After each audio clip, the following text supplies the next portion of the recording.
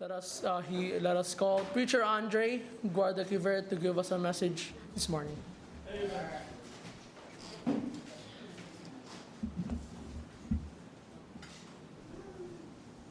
Happy anniversary?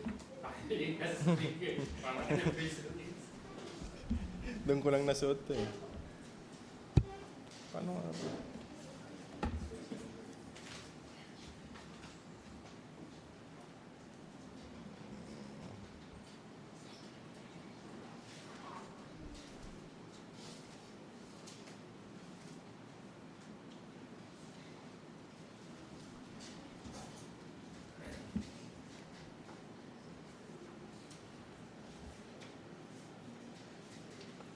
Hindi sa akin to eh. Di ko alam paano gawin ito. Dritch, can you help me to share my screen here? Yes. Will it work? Is it connected to what? This? I'll share.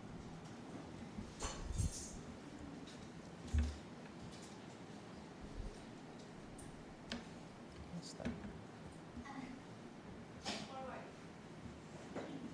Okay, got it. Nakihiram eh. Alright, so magandang umaga po sa ating lahat and nice to see you again this morning because last week I was in Abu Dhabi. Salamat sa Panginoon, nakabalik ako doon after how many months? And salamat sa Panginoon, although nagmamadali kami, wala kaming fines.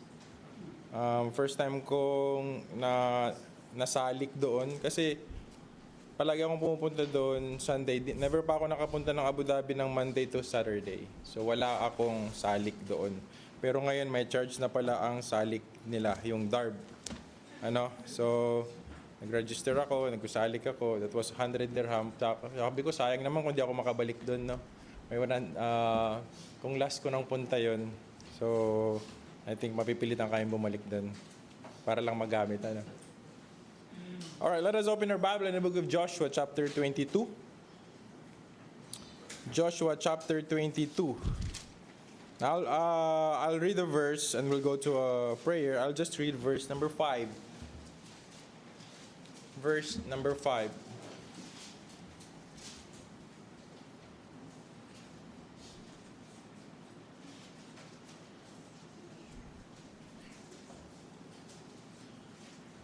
Alright, so the Bible said in Joshua chapter 22 verse number 5, "But take diligent heed to do the commandments of the law, which Moses, the servant of the Lord, charged you, to love the Lord your God, and to walk in all his ways, and to keep his commandments, and to cleave unto him, and to serve him with all your hearts, and with all your souls." Tayo po sumaglit sa panalangin. Heavenly Father, I thank you, dear Lord, for this morning. Panginoon, salamat po for this passage that I believe will remind us, O God, that we should continue in our faith, O God. We also thank you for the presence of each and every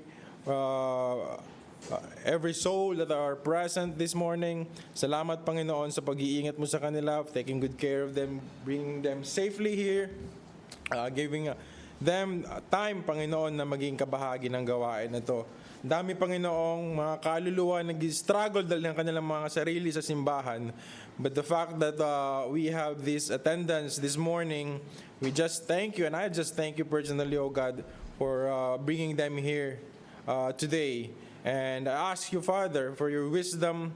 I ask for your knowledge. I ask for your guidance. Let your Holy Spirit guide us into all truth. O God, ilayo mo kami sa anumang maling katuruan, maling interpretasyon ng Biblia. Hayaan mo ang bawat isa. Let every one of us understand your word, and that we may go home with the wisdom and understanding, Panginoon, na nanggagaling sa iyo, hindi nanggagaling sa tao, kung hindi nanggagaling sa iyong mga salita. Oh God, be glorified, be magnified in the midst of us. In Jesus' name we pray. Amen. So the title of the sermon is Guard the Altar, Guard the Unity. guard the altar, guard the unity. So this chapter talks about, we're still in the book of Joshua, right? So ito po ay patungkol pa rin sa mga Israelites and the time na they almost conquer everything na pinapakonquer sa kanila ng Panginoon.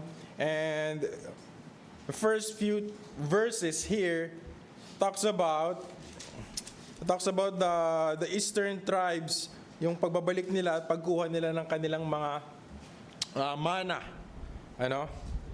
So as an introduction, Joshua chapter 22 records the almost magkaroon, muntik na sila, no, magkaroon dito ng civil war because of misunderstanding, and we will dig deep into that later on. But the tribe of Reuben, God, and the half tribe of Manasseh had faithfully fulfilled their promise to help conquer Canaan before returning to their inheritance east side of the Jordan. If you remember, on their journey home, they built a great altar. Dito rin natin makikita mamaya na gumawa sila ng altar. So after conquering, they got their possession, they got the land that was promised to them through Moses. After that ay naggawa sila ng altar, ano? They built an altar to continue, remind the next generation na magpatuloy sa paglilingkod sa Diyos, ano? Kasi hindi naman po tayo Vatican. We're not Catholic na lahat tayo dapat nakatingin lang doon sa Pope. Ang ating nakaugalian is makikita nyo dito pa lamang ng kaugalian na natin na naniniwala tayo sa local church. Kung saan man tayo dali ng Panginoon, magagawa at gagawa ng Panginoon ng paraan sa lugar na yun na magkaroon tayo ng bahay-sambahan. It happens before. Saan man sila inassign ng Panginoon, saan man sila binigyan ng lupa na titira ng Panginoon, God was giving them the heart to create an altar, to be reminded to continue serving the Lord. So the western tribe immediately assumed that the altar was unauthorized. So nagkaroon ng miscommunication dito, no? But I will explain that later. This chapter reminds us the zeal for truth must be balanced with wisdom, communication, and unity. Amen? So this topic actually is very interesting. This will cover both mga taong matagal na sa simbahan at yung mga taong nagsisimula pa lamang sa simbahan. That's why I really like this topic. So, yeah, as an introduction, I just read it to you. The overall thematic truth here in this chapter is the greatest victories are preserved by continued obedience to God. Okay, I'm not saying we should not celebrate small victories, but the greatest victories that we should have is to preserve by preserved by continued obedience. And the word continue there is very important. The word continue is very important because we tend to mag-lie low, especially pag may mga may mga small victories tayo sa buhay. Now, I'll give you a mababaw na example. Sometimes pag yung bago pa lang akong Kristiyano, pag naka-attend na ako ng once sa church once in a month, okay na ako for the rest of the month. Parang okay na ako, naka-attend na ako this month. So siguro wag naman muna ako mag-attend next week. 'Di ba? So we feel like it's a license for us to do something na hindi naman maka-Diyos. Pag nakagawa na tayo ng bagay na maka-Diyos, we feel like we feel good na, and then we continue na naman sa mga bagay na makasarili. Okay? So it's not a license. So the word continued here is very important. Now let's jump to our introduction. Binanggit ko na sa inyo kanina, but I made a layout of points here. Israelite nearly entered civil war over misunderstanding. Muntik na sila dito magkagulo, honestly. Imagine niyo if you will apply this in our Christian living in the church, sometimes minsan misunderstanding din tayo. Okay, later on again pag-aralan natin mamaya. And the eastern tribe built an altar after returning home. So nung bumalik na sila sa kanilang promise sa kanila na part ng na land, Nag-build sila ng altar doon. The Western tribe assumed idolatry. So, yung Western tribe, nag-assume sila na yung mga taga-Eastern tribe is mayroong ginagawang idolatry, ano? Kaya mapaka-importante ang communication dito. Mahirap pong mag-assume, ano? An investigation revealed the altar was witness, not a rival place of worship. So, later on, they found it out that it's actually for the Lord. Hindi ito para magkaroon ng division. There was mayroon kasing River Jordan doon na nagse-separate sa kanila. So that's why there's an Eastern and Western. So let's continue. Let's proceed to our point number 1. I only have 3 points and I know some of you are already hungry. Medyo napahaba ang ating natin kanina, ang ating Sunday school. And I'll guarantee you because itong Canva na to magi-stop to after 1 hour. So I have no choice but to squeeze or to shorten the message below 1 hour. So let's proceed to our point number 1. Our point number 1 says, it's already there. Faithfulness should continue even after the battle. Faithfulness should continue even after the battle. Again, sinabi ko na sa inyo kanina, hindi porket meron tayong mga small victories sa buhay, ay pwede na tayo maglaylo-laylo. For example, na-ordain na ako as preacher. Pwede na siguro akong maggawa-gawa ng mga bagay na kahit hindi na ako magpapansin kay pastor kasi nakuha ko na yung posisyon ko. Pwedeng ganon, di ba? O di kaya na-ordain ka sa, pinagkatiwalaan ka sa music, pinagkatiwalaan kang mag-preach, pinagkatiwalaan ka sa isang ministry, and you feel like hindi mo na kailangan masyadong gumawa kasi nasa posisyon ka na. So marami tayong bagay na pwedeng i-apply doon, na small victories sa buhay natin. Again, pwede rin nung nagkatapos pa lang yung anniversary natin. Ang dami mong ambag sa anniversary. From finances, paggawa ng backdrop, paggawa ng souvenir. Then after anniversary, naglaylo ka naman ng ilang months. Parang si Siskon nawawala. Nasa ba Siskon? Okay? Nasa truck lang pala. Okay, so hindi si Siskon yun. So, ang ibig ko lang po sabihin is, hindi porket meron tayong mga victories na nalagpasan sa buhay natin, ay lisensya na yun sa atin para i-balance naman yung buhay. Baka pwede maglaylo ako ngayon. Kasi marami akong ambag last anniversary namin. O di kaya nung Sunday, ang dami mong ginawa. Nag-song lead ka, and then nagluto ka pa. So pagdating ng Tuesday prayer meeting, absent ka naman muna para balance din ang buhay, di ba? Baka masyado na akong lumagpas ng langit, ika nga ng mga Katoliko, di ba? Sobrang bait daw, baka kunin ka na ni Lord. So hindi ganon. That's not the dito. Hindi 'yon ang itinuturo natin sa simbahan. The word continue is very important. Kasi mga kapatid, hindi tayo palaging nasa isang lugar. Palagi ko nung sinasabi sa inyo, paalis na lang ako dito, sinasabi ko pa rin sa inyo ito. Hindi tayo palaging nasa isang lugar. Napaka-importante ang mentality nating magpatuloy. Wala akong pakialam kung sino ang katrabaho mo dyan, sino ang mga makasama mo. Ang importante, naglilingkod tayo sa Diyos. Iwanan mo yung BFF mo, kagaya nila Jaja, naiwanan yung BFF nila, sila Glay, di ba? Yung mga close friends nila, wala silang magagawa because that's for the Lord. Kailangan magpatuloy ang gawain eh. Right. Paano kung yung namatay na yung pastor mo, di ba? May matanda na yung pastor nyo, tapos namatay na, maghinto ka na rin maglingkod. Di ba? Hindi kailangan, napaka-importante ang word na magpatuloy, Maraming mga kings sa Biblia na naging sila, napaka-active nilang mga hari, napaka-Diyos ng mga hari. It was because of the priest. Nung namatay na yung priest, wala na yung king. Iba-iba na ang mga ginagawa sa buhay. So marami tayong example dyan sa Biblia if you will just read. Now, kaya ni-remind tayo ni Joshua sa verse na kinote nyo from Old Testament, sa verse 22, chapter 22, verse 5, makikita natin dyan na may kinote si Joshua, and it is very important kasi ang sabi niya dito, napaka malaman ng sinabi niya dito. Even this verse alone should finish this preaching actually. It's very self-explanatory. Sabi dito ni Joshua, take heed, kasi di ba binigay niya na, okay, balik na kayo dito mga taga Western ba sila? Eastern. anyway, yung tribe nila, Reuben, Gad, at saka half tribe of Manasseh, balik na kayo dito. Ito yung lugar na pinamana sa inyo ng Panginoon na promise through Moses. Balik na kayo sa inyong mga tent, and pinabaunan pa sila dyan. Sabi dyan sa verse verse 4 ba yun?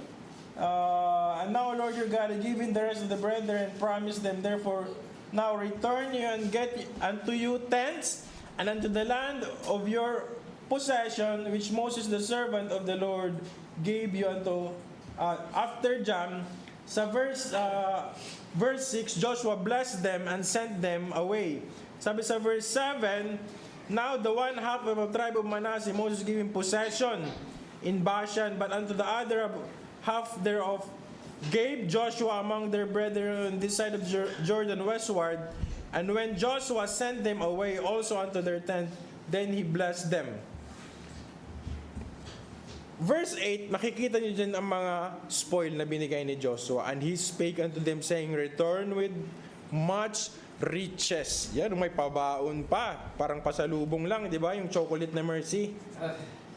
Unto your tent, and with very much cattle, with silver and with gold and with brass. Sa dami ba naman ng kingdom na nasakop nila? Napakadaming gold na nakuha ni Joshua. So hindi niya to sinarili. Pinaghati-hati niya rito sa mga tribes, ano? And then after that, pero ni-remind sila ni Joshua sa verse 5, ano? But take diligent heed to do the commandments and the law. So himayin natin tong verse na to. Napaka-compacted ng verse. Napaka-malaman ng verse na to. The word take diligent heed. It is an intentional word. Ano? It's an action word na kailangan natin ginagawa sa buhay natin. But take diligent heed. That should remind us that the paglilingkod sa Panginoon is intentional. Amen? Ang effort natin dapat ay intentional. Hindi yung tipong nung finalo up ka lang sa sige po. Pupunta po ako ngayon sa church.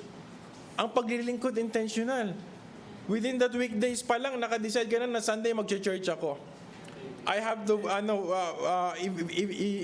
i-vacant ko yung sarili ko because I need to go to church on Sunday. That's intentional. Take diligent heed. Watchful in your spiritual life. Kailangan natin maging watchful in our spiritual life because obedience requires careful attention. Kailangan ang paglilingkod po natin it requires decision and attention.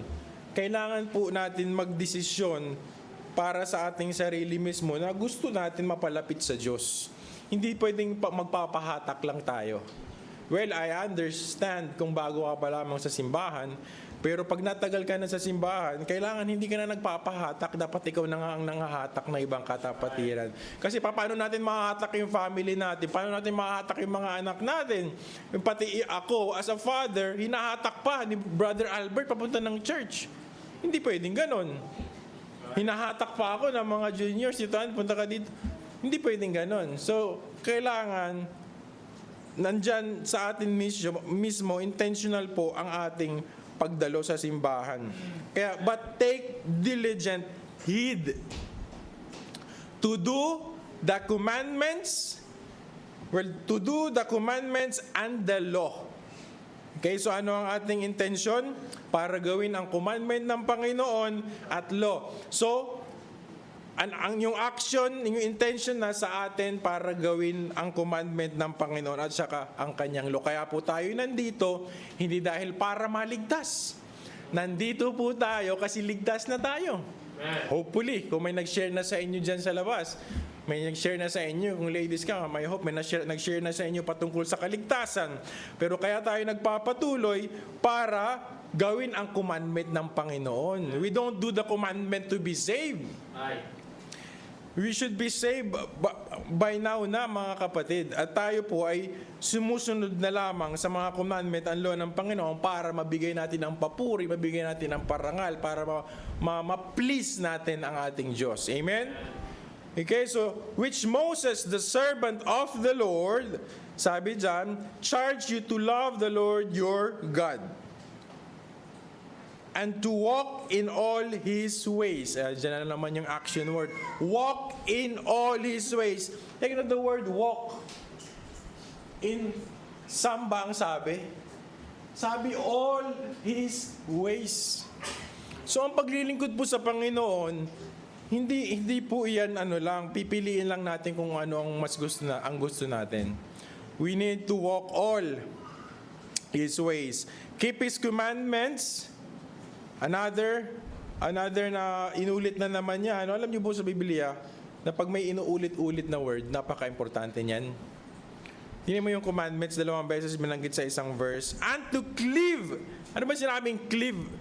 Pag sinabing cleave, parang linta yan eh. Alam mo yung anak nyo, mga mother, pag nilalapag nyo tapos ayaw magpalapag, nakakakapit sa lieg nyo, yan yung cleave. Yung kumakapit yung anak nyo, ayaw magpababa kasi gusto magpakarga, yan yung cleave. Ganun daw dapat yung ginagawa natin sa salita ng Diyos. Yung talagang ayaw natin bitawan sa buhay natin. Amen. Yung salita ng Diyos na parang eager tayong i-apply at saka ayaw natin mag-compromise, yun yung cleave unto the commandments. Cleave unto Him. Kapit ka talaga sa Diyos, yung tipong hindi ka basta-basta susunod sa mga bagay na hindi nakakalugod sa Kanya because you cleave unto Him, you respect God, you honor God. Ayaw mo na masaktan ang Diyos. Di ba? Amen. And to serve Him with all your hearts. And dito na naman yung word na all. So anong nire-require sa atin ng Panginoon? Half of our life? No. Half of our attention? No. It's all. All your hearts. Kaya nga ang pagpunta po sa church, it's a no-brainer decision. Amen. Kailangan decided na tayo na willing tayong magpa-disciple, willing tayong magpunta sa church, willing tayong magpagamit. That is something that no one should encourage you. Right. That is something that you have to decide right away pag naintindihan mo ang kaligtasan. Amen? It doesn't mean hindi ka na magtatrabaho, mga kapatid. Nakakapagtrabaho pa rin naman po ako kahit nag-church ako. Pretty much I'm still able to provide all the needs of my family. Kahit nandito ako palagi, almost every type of service na ginag-gather natin. So parang hindi naman po ako nahirapan. So why do you think imposible din sa bawat isa sa atin? I don't think so.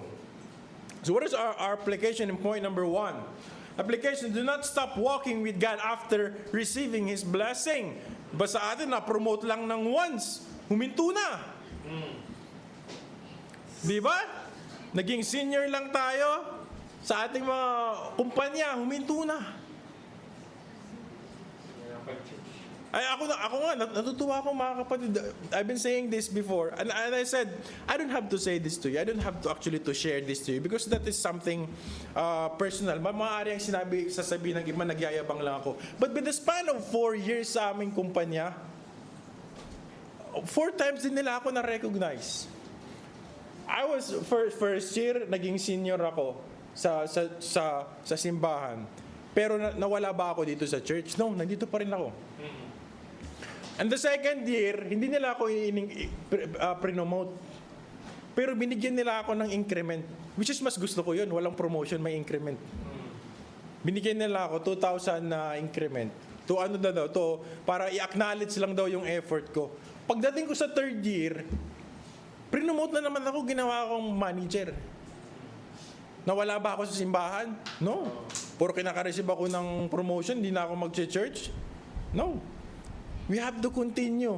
Now it's my 4th year in this company. And they promoted me to associate director. Should I stop now kasi mapupunta na ako ng Manila? No. Actually, ngayon pa nga lang, iniisip ko na kung saan ako dadalo. Hindi pa ako lumalapag ng Pilipinas, iniisip ko na paano ba ako gagamitin ng Diyos doon? O ano ba ang plano ng Lord? Baka may gusto siyang simulan. Right. Yun ang bagay na dapat hindi nawawala sa ating mga kapatid. And if you are sitting right now there and wala ka pang ganong klaseng responsibilidad sa simbahan, mag-isip ka na, paano ba akong mga gamit ni Lord sa simbahan na to? Ganon dapat ang tamang mentality natin, mga kapatid. Because serving God, hindi to temporary. That should be part of our lifestyle bilang mga tao. Kasi pag nagkasakit ka, saan ka lalapit? Sa insurance mo? You think it will solve everything? Pag nagkaroon ka ng family problem, pag nawalan ka ng trabaho, do you think it will solve yung nakasave mong pera?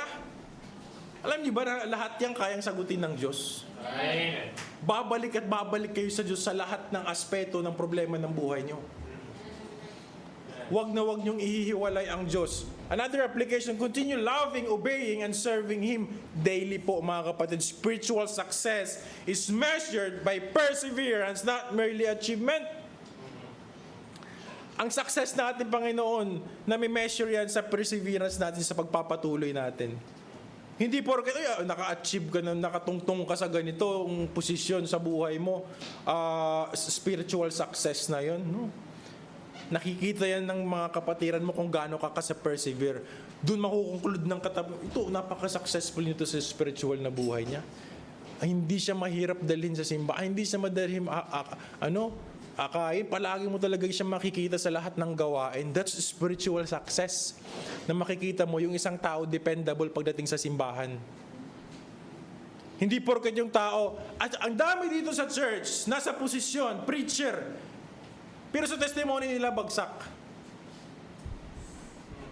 Pero makikita mo ang tao pag spiritual successful siya, spiritual and physical, kahit hindi mo siya in-invite, nandun siya sa mga gawain. Kabahagi siya na lahat ng programa.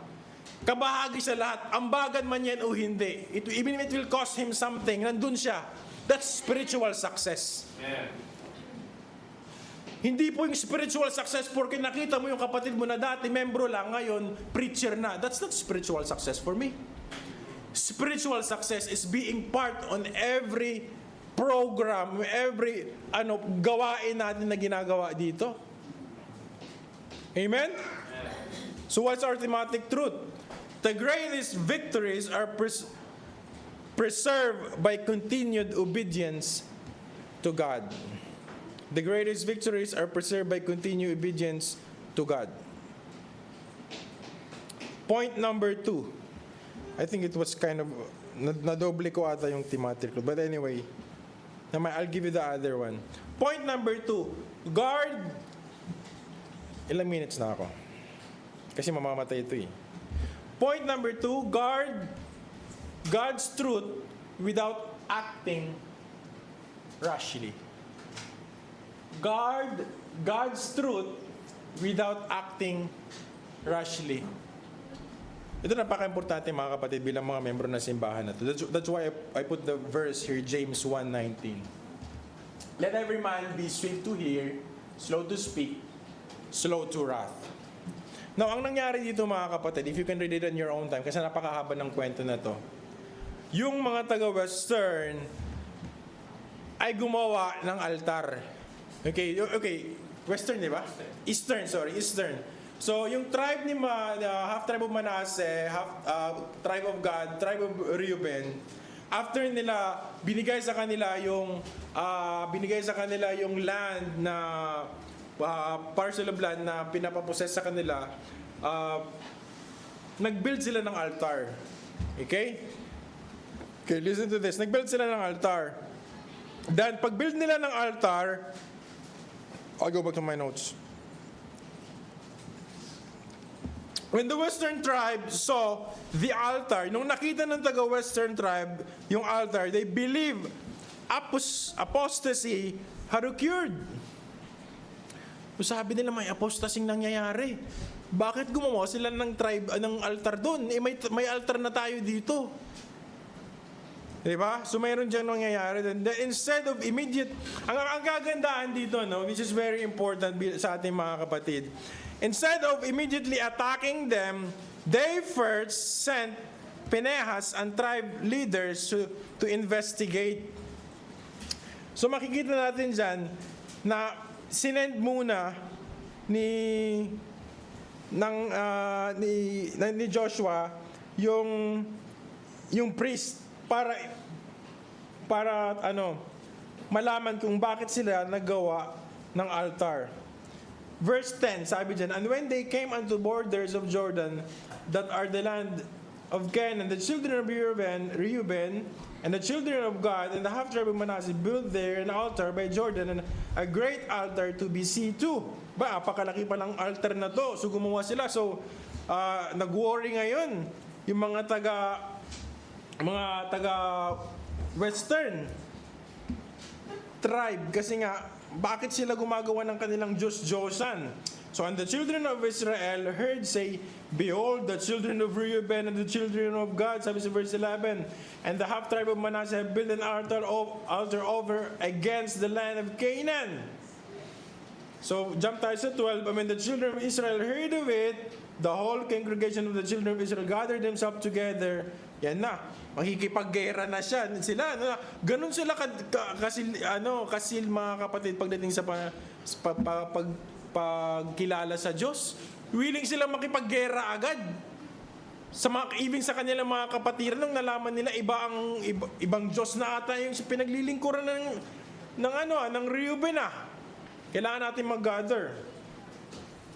And then, ang sabi dyan, 14, with them 10 princes of each chief house, a prince throughout all the tribes of Israel, and each one was an head of the house of their fathers among the 1,000 of Israel. And then sabi dyan sa verse 15, and they came unto the children of Reuben, to the children of Gad, and to the half-tribe of Manasseh. So pinuntahan nila. And then nag-explain sila, ni-remind nila about kay Peor, ni-remind nila about kay Achan. Alala nyo ba yung nangyari kay Achan? Bakit yung ginagawa to? Yung panahon ni Achan, naalala nyo? Natalo tayo sa gera dahil sa pagsamba, dahil sa mga Diyos-Diyosan na yan, pag-disobey natin sa Diyos. Pagtago ng mga accursed thing, di ba? So, ni-remind sila na huwag gumawa ng sarili nilang altar. Okay? So, they understood that one tribe's sin could affect the entire nation. Ang concern kasi dito mga kapatid ng other tribes, ng other tribes of Israel is isang disobedient nila kagaya ni Achan. Damay-damay lahat. So kung gagawa kayo ng altar dyan, madadamay kami. Isusumpa tayo ng Panginoon, ba tayo porkit mayroong Jordan River dyan na nagsiseparate sa atin, iba na rin ang iba na rin ang pananampalataya natin. So dito nagpapatunay mga kapatid na dapat united pa rin tayo. Napaka-importante na united tayo, stay connected sa ating mga kapatiran, na pareho dapat ang ating hindi tayo dapat lumayo dun sa katuruan natin. Kasi ang mga katuruan naman po ng Baptist, hindi naman po iyan bago. Dati pa po iyan. Inuulit-ulit lang natin, nire-remind lang natin mga sarili. Hindi natin kailangan gumawa ng mga bagong katuruan. So what's the lesson here, mga kapatid? What's the lesson? Application, I don't believe every appearance. Hindi natin pwedeng basta-basta lang po tayo maniniwala o di kaya sa panlabas na anyo lamang. Ask question before drawing conclusion. Defend the holiness with humility. Yan po application natin. Kasi napaka-importante po mga kapatid, yung communication sa simbahan.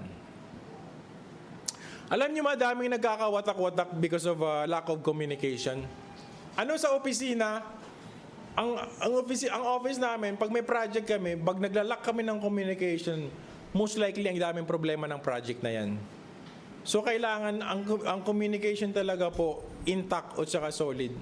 Pagdating po sa simbahan, ang communication napaka-importante din. Kasi anytime pwede tayo magkaroon ng misunderstanding. Pag si pastor nag-post, akala nyo agad galit si pastor. Nakatawa pala si pastor na nagpo-post, no? Tapos ikaw na nagbabasa, ano naman to si pastor? Galit na naman. Samantala si pastor, tuwang-tuwa pa na nagpo-post siya, di ba? Communication. It may nami-misinterpret natin yan. Ang daming mga nasyon nag-aaway-aaway because of miscommunication. Yung BF mo nga lang yung jowa mo na-misinterpret ka lang, hindi ka lang nakapag-message. Ano gawa mo? Hindi ka lang nakapagsabi na kumakain ka na.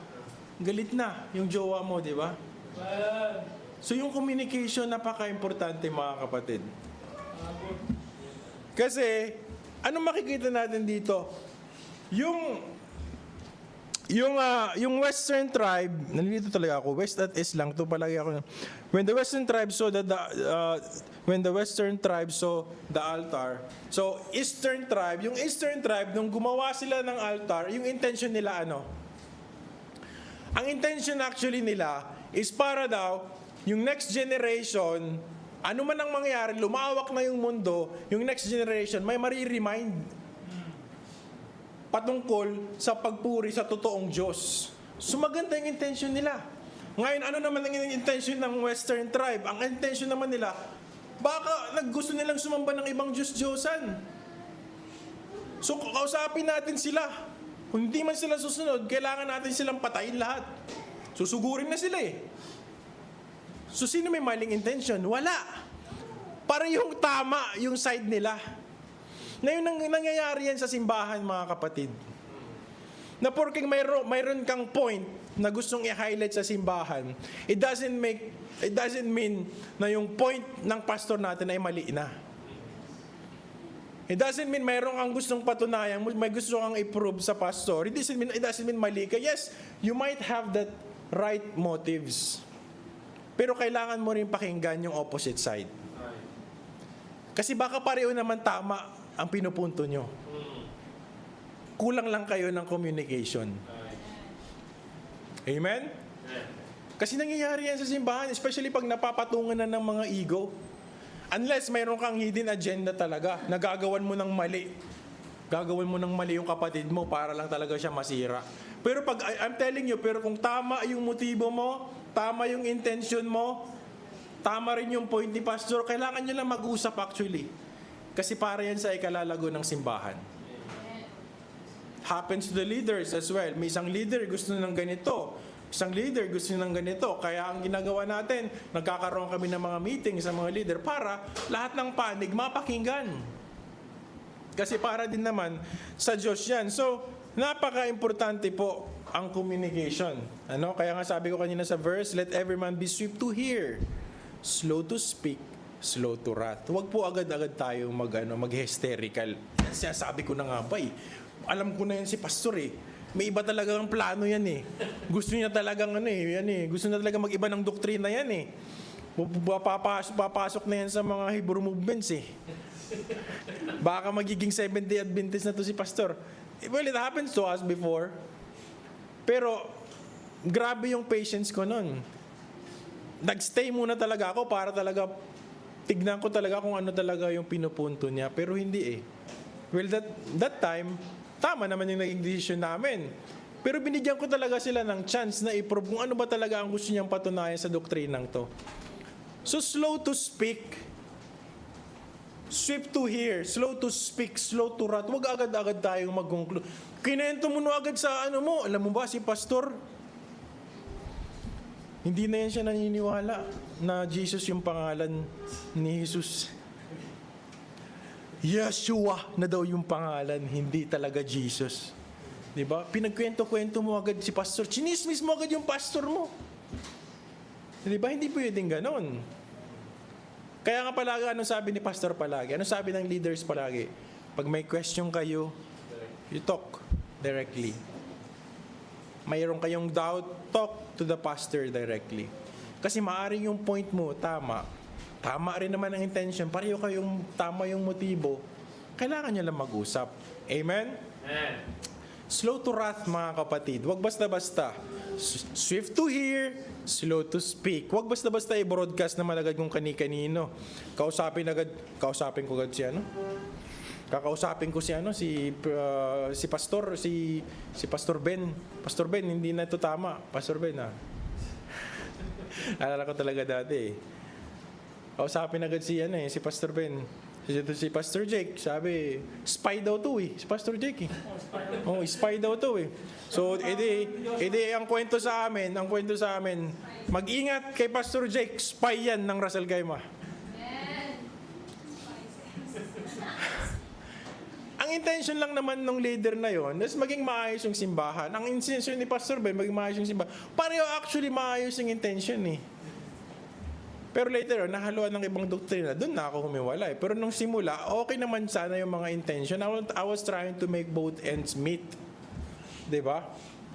Pero hindi, nung hinaluan na ng doktrina, I said, it's time for me to step out. Again, mga kapatid, guard God's truth. Protektahan natin ang salita ng Diyos. Okay? Pag doktrina na ang pinag-uusapan, then you can stand up. You can speak. You can speak directly, frankly sa pastor. Pastor, mukhang hindi tama yan. Instead of mag-murmur, kwento kung kani-kanino, talk to the pastor. Pastor, ano ba talaga kasing stand natin? Anong natin? Ano yung pinopoint out natin dito, pastor? Ano ba yung natin? Pagdating dito, ang dami ngayon nagdedebate about sa King James. If you have any question, you can ask directly to the pastor.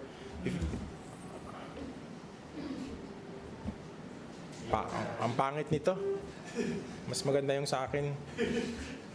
Nakihiram lang na. So, yeah, brethren, guard God's truth. At the end of the day, our goal is to protect God's truth. Okay. And our thematic truth, biblical conviction must always be accompanied by biblical wisdom. Lagyan natin ng wisdom, mga kapatid. Hindi lang conviction, because you can be sincerely wrong. Maraming tao sincere sa kanilang ginagawa, kahit mga Katoliko pong mga kapatid, agang umaga, alas 5 pa lang, mas maaga pa sa inyo yung mga lola nyo, nagpupunta na sa mga kapilya. Yes. The conviction there is really unmatchable. Unmatched. Ang mga lola nyo, ang sisipag niyang gumising ng umaga, kung conviction lang, o dedication lang ang pag-uusapan. Ang mga taga dito, mga M, ilang beses yung nanalangin sa isang araw kung conviction lang ang basihan natin. But it has to be accompanied by biblical wisdom. Alright? Huwag basta-basta tayong susugod, mga kapatid. Bigyan natin ng wisdom. Bigyan nyo rin ng maturity. Last point natin, mga kapatid. Last point. Point number 3. Pure motives preserve unity. Ayun yung sinasabi ko sa inyo. Kung tama yung motibo nyo, ang sinasabi ko sa inyo, hindi mabubuwag yung simbahan na to. Pero kasi kung ang motibo mo talaga humiwalay o hiwalayin o pagbuklo rin ng simbahan na to, maghahati talaga tayo. But if your motives is pure at patungkol lamang ito sa kakalago ng simbahan, mapag-uusapan yan. Mapag-uusapan yan, mga kapatid. Romans 12:8. If it is possible, as much as lieth in you, live peaceably with all men. Ang hirap ng mga maraming kaaway, no? Umiikli yung mundo natin. Umiikli yung mundo natin pag marami tayong kaaway. Huwag natin paikliin ang mundo natin. Lalo na sa mga unbelievers sa amin, doon sa Leyte. Pag may mga kaaway ka, iikli talaga yung mundo mo. Kasi may mga lugar na hindi ko na mapuntahan kasi anytime pwede kang saksakin. Pag may kaaway ka doon, tapos tatambay-tambay ka doon sa lugar ng kaaway mo, anytime pwede may sumaksak sa'yo sa likod eh. Kaya as much as possible, kaibigan ko lahat ng tao doon eh. Kasi para at least, kampante ka kahit saan ka tumambay doon. Punta ka ng dagat, punta ka ng plaza, punta ka ng palengke, wala kang worry. Pero pag may kaaway ka doon, bibili ka sa palengke, titingin-tingin ka eh. Baka mamaya sumaksak na sa likod mo eh. Ganun sa probinsya. Pag mga unbeliever, lalo na sa mga unbeliever, huwag kayong magtatanim ng gamit sa mga unbeliever kasi hindi man nila alam ang katotohanan in the first place. No? Patawaran nila yung mga yan.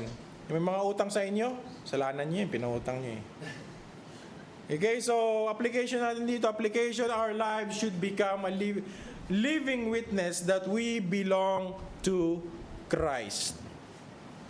Ating mismo mga sarili, mga kapatid, yung ating mismo mga sarili should be the witness that we belong to Christ. Makita natin dito, mga kapatid, yung desire ng both taga-Eastern at saka Western na tribe that ang gusto lang naman talaga nila ay magpatuloy at ng mga next generation ay mayroong maging pattern yung mga next generation. Bakit ba natin ginagawa ito, mga kapatid? Yung ganito. Para yung mga susunod, yung mga batang yan na hindi nakikinig ngayon, kahit hindi nakikinig yan, magkakaroon sila ng pattern sa buhay nila. Na alam nila, every Sunday, kailangan nilang mag-church. Nakapag-invite na ba tayo ng nagsabi? Alala ko nga, nung dati, nung Sunday school, umattend kami. Di ba may mga narinig tayong ganun? So mayroon sa kanilang tumatatak na pattern na pamumuhay na alam nila dapat yun ang ginagawa nila. The altar was not for sacrifice, mga kapatid. It was witness to future generation that they belong to the Lord. If you will read the rest of the chapter, i-explain dyan ng Eastern tribe na ginawa namin to for the next generation para makita nila it was a witness to the future generation that they belong to the Lord. Ito ang nagpapatunay na lahat tayo ay para sa Diyos. Yung altar na yun. Hindi lang yung para mag-sacrifice. They feared that one day, kasi ang takot nila, one day their descendants might be excluded because the Jordan River separate them.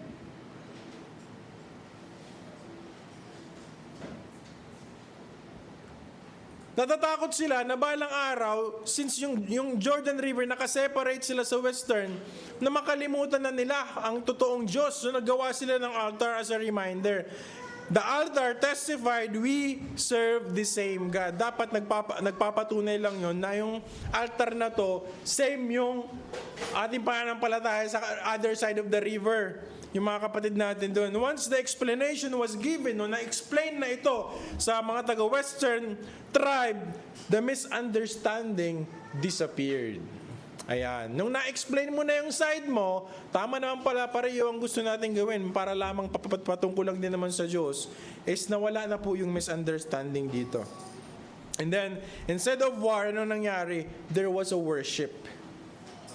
And then, sabi sa verse 30, and when Phinehas the priest and the prince of the congregation and the heads of the 1,000 of Israel which were with him heard the words that the children of Reuben, the children of God, and the children of Manasseh spake, it pleased them. Natuwa pa sila. Ay, ang ganda pala ng plano nyo. Ang ganda pala ng motibo nyo. Di ba? Ngayon, kung basta na lang nilang sinugod, nagpatayan sila, ay nangyari doon. So may explanation na nangyari. So the application here again is our lives should become a living witness that we belong to Christ. Ngayon, hindi naman tayo makagawa ng altar, mga kapatid. Hindi man tayo makagawa ng something para makita ng mga anak natin, next generation. Pero ikaw mismo, your life should become a living witness sa mga anak mo, sa mga ka-churchmate mo, na magiging pattern nila kung ano ang tamang tunay na pamumuhay ng isang taong naniniwala sa totoong Diyos. Amen? Parang ayaw nyo maniwala eh.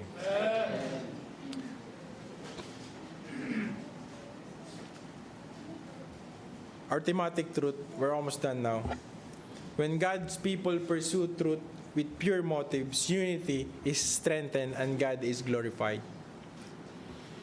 Pag po tayo ay nagpupursue sa katotohanan na may tamang motibo, yung pagbubuklod sa ating unity natin, pagkakaisa, ay nagpapalakas at nakakaluwalhati sa Diyos. Sino ba naman po ang Diyos, o sabihin na natin, sino ba ang Ama nang gustong magkaaway-away ang kanyang mga anak? Diba hindi? So gusto ng Diyos, nagkakaisa tayo dito. Gusto ng Diyos, tama yung mga motibo natin. Hindi, naalala ko yung mga kwento before, doon sa Russell Kema, may mga umaattend lang para makatikim sila ng pork every Sunday. Kasi mayroong pork every Sunday sa Russell Kema Church namin. So, hindi po yun ang motibo natin dapat. Yung motibo natin, makilala ang Diyos. We are here, again, not to be saved. Christian Baptist Church, CBC, MMI. Hindi po ito magliligtas sa inyo. nandito po tayo para matuto at makapagpatuloy. Yung kaligtasan natin na kay Kristo. Sinishare yan ng mga kapatid nyo. Anytime pwede niyang i-share. Kahit sinong ibang Baptist church pwedeng i-share yan sa inyo. Pero why we are here? Para po magpatuloy. Para mag-glorify ang Panginoon. Kasi papunta na po tayo ng langit. If you already accepted the Lord Jesus Christ. Okay? So, our practical application dito is stay faithful mga kapatid. After success, magpatuloy tayo maging tapat. After this Sunday, magpatuloy tayo till next Sunday, till next na gawain.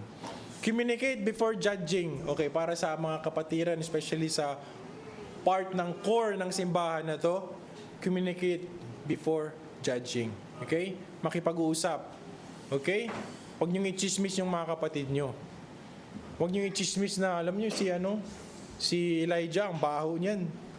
Hindi pwedeng ganun. Diba? Huwag niyong, tanongin niyo muna si Elijah, naligo ka na ba? Joke lang, pero okay, nawala na. Nawala na. Sige, application na rin naman ako. 1 hour na yun, meaning. Okay, sige. Pursue holiness with humility. Pursue holiness with humility. May 10 minutes pa ako. Be a witness of unity in Christ. Okay? So, again, wala naman pong magiging unity pag hindi tayo magpakababa eh. Di ba? Yung humility, kailangan para talaga natin yan para magkaisa tayong lahat. Kasi kung magpapataasan tayo ng ihi, wala. Be a witness of unity in Christ. Kailangan natin maging witness sa pagkakaisa. Now, our conclusion, based on our 3 points, 3 key points here. Remain faithful mga kapatid. Seek truth before judgment. Build unity through godly motives. And I will end on this. I'll end on this verse. Behold how good and how pleasant it is for brethren to dwell together in unity. Mga kapatid, tayo po ay ordained na simbahan. Tayo po ngayon ay simbahan na hindi lang po tayo outreach, hindi lang po tayo mission. So dapat yung unity natin is mas solid na dapat. Dapat mas ready na tayo sa mga next challenge na ibibigay sa atin ng Panginoon. Amen. At ako'y natutuwa na before man kami makaalis dito sa UAE, na-ordain tayo or na-install tayo as a church. So ang aking prayer sa Panginoon ay magpatuloy po tayo sa unity natin. I've seen it. So I just want I just pray na patuloy ito. Lalo na po marami tayong bago. May mga taga Dubai tayong nabaptize, may mga kapatiran tayong mga Baptist na ngayon nagdumadalo sa atin, dating Baptist na. Most of them is from Alnada, sila si Judy, mga Baptist na rin yan. So, napaka-importante po yung pagpapakumbaba at unity sa simbahan. Again, huwag niyo pong i-judge yung mga kapatiran nyo, mga galing man yan sa ibang simbahan. Huwag po agad tayong kung ano-ano ang sasabihin. Try po natin pag-usapan lahat ng mga bagay-bagay kasi alam ko naman lahat tayo may mga tamang motibo din. Kailangan lang natin pag-usapan. The point is, bilang simbahan at tayo simbahan na ngayon this year, napaka-importante ang pagkakaisa. Amen? Pinagpala tayo ng Panginoon ng lang isang place na makapag-gather tayo. Isang pastor na binigay sa atin ng Panginoon, leaders at saka mga kapatiran. Kaya pag-igihan po natin ang binigay sa atin na task ng Diyos. Amen? I hope may natutunan tayo ngayong umaga. Let's go to the Lord in prayer. Let us pray. Heavenly Father, salamat po, O God, sa umagang ito that you reminded us na maging maingat sa simbahan. Unang-una, magpatuloy at magkaroon ng tamang puso sa pagpapatuloy namin, Panginoon, because every decision na kailangan namin gawin, Panginoon, ay nanggagaling mismo sa amin. Nobody will decide for us. It is us, O God, na kailangan mag-decide at dalhin ang aming mga sarili sa simbahan at maging kabahagi ng gawain. Pangalawa, binigyan mo kami, Panginoon, ng mapagkumbabang puso Patuloy mo kayo, Panginoon, gawing mapagkumbaba para sa lahat ng aming miscommunication sa simbahan na to ay masolusyonan namin at mapatuloy namin ang unity sa paglilingkod namin sa iyo, Panginoon. And lastly, Panginoon, pagbuklurin mo kami gamit ang humility ito, Panginoon. At para kami din lahat, Panginoon, maging kagamit-gamit at mas marami pa, which is the main goal of this, marami pa ang mga taong makarinig ng salita mo, marami pa ang maligtas, Panginoon, through us, even through this church, because we don't save people, Panginoon. It is you who save people. Ginagamit mo lamang kami, Panginoon. At ginagamit mo yung simbahan na to para magpatuloy kaming maging kagamit-gamit at maging pleasing ang aming mga gawain o ginagawa namin sa buhay namin until the time you return, O God. Salamat sa presensya ng bawat isa. Ito po mong samad dalangin sa pangalan ng anak na si Jesus. Amen.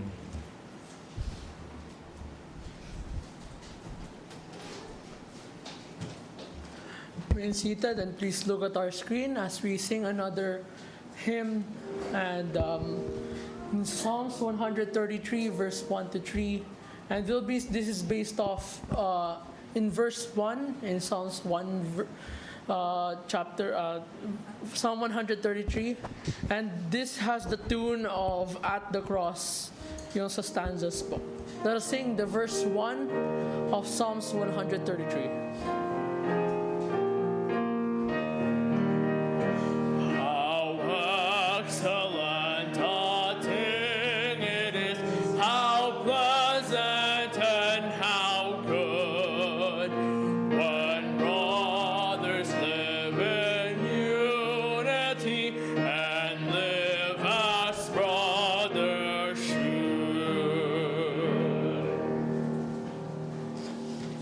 Tumayo.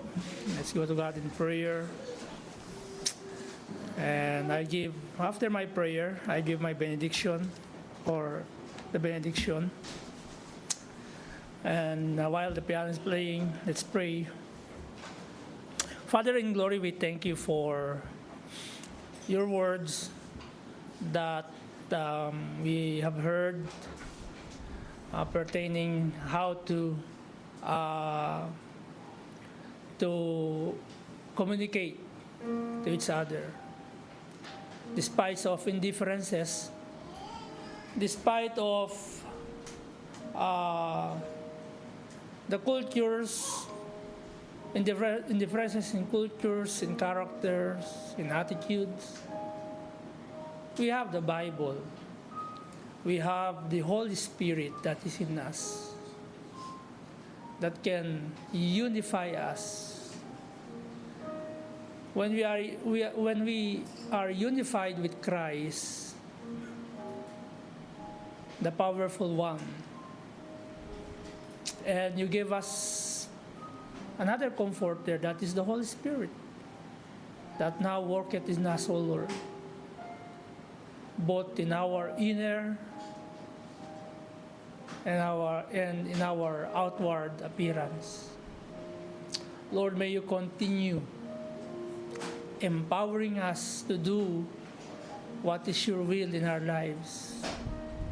Also, we